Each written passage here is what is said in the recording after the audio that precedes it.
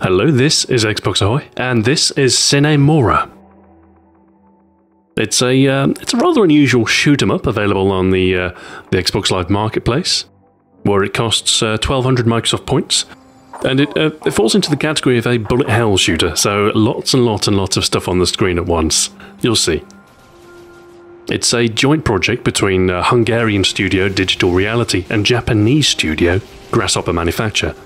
An unlikely combination, but it's one that works really well.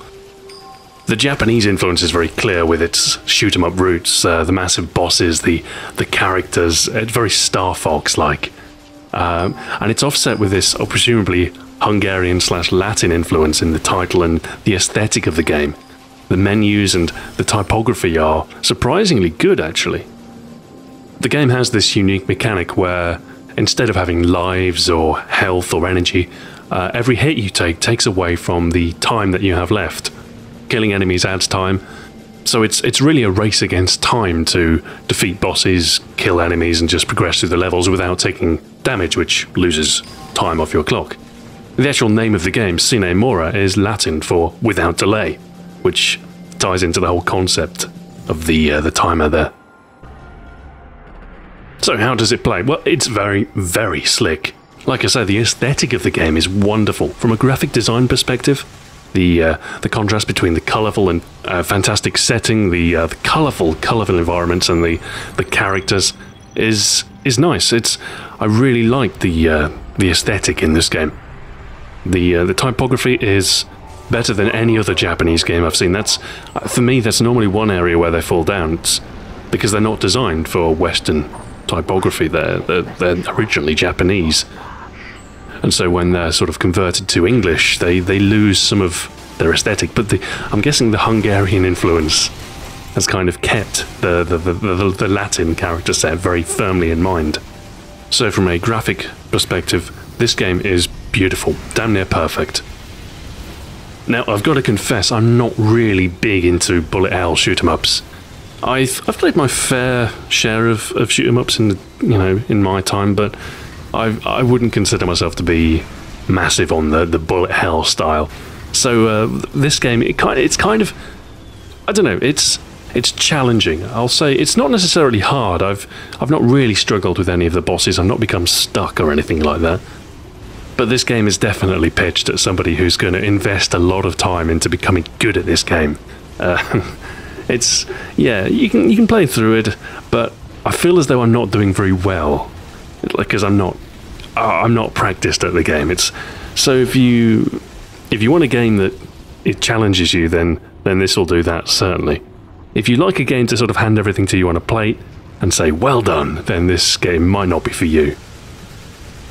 The settings, although sort of fantastic and very fresh, are very diverse as well. You go from these sort of wonderful blue and green vistas to underground caverns dimly lit, populated by strange creatures. The bosses are fantastic, really, really great.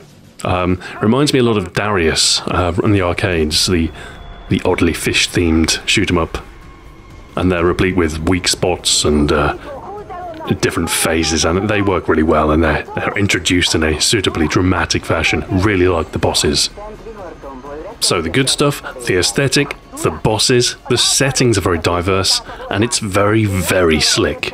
Everything sort of transitions very, very smoothly from a two-dimensional view for the shooting to three-dimensional for the introduction of bosses and for character exposition. As for the bad, I'm not sure if the story is particularly interesting.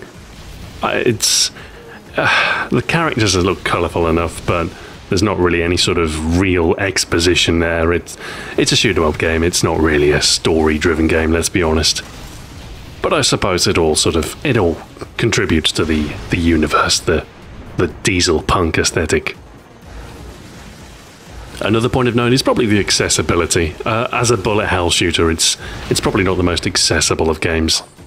This game doesn't really pull any punches when it comes to flinging coloured projectiles in your general direction.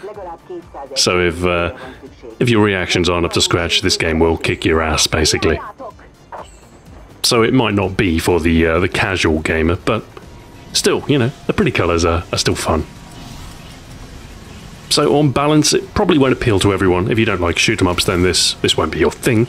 But if you are a fan of the genre, this is a particularly slick and rather unexpected one. I had no idea it was coming until I saw that it had decent reviews, and I decided, you know, on a whim to pick it up. And I was pleasantly surprised. Like I say, it's a colourful, beautiful, aesthetically pleasing, and very slick game. It's one that certainly makes a change from the usual fare. So if you quite like shoot 'em ups and you fancy something that's a little bit different, it's reminiscent of stuff like Star Fox, like Darius, and well, is a bullet hell shooter, then absolutely, Sine Mora is definitely worth picking up. As I said, it's 1200 Microsoft points, which is a little bit spendy, but it seems to be the way these arcade games are going now. I can't see myself mastering the harder difficulty levels, but I'll probably play through on normal, bumble through the levels without too much concern for my ranking at the end. Anyway, that's Sine Mora. Definitely one of the more interesting games I've played recently. There you have it. Thank you for watching. This has been Xbox Ahoy, and until next time, farewell.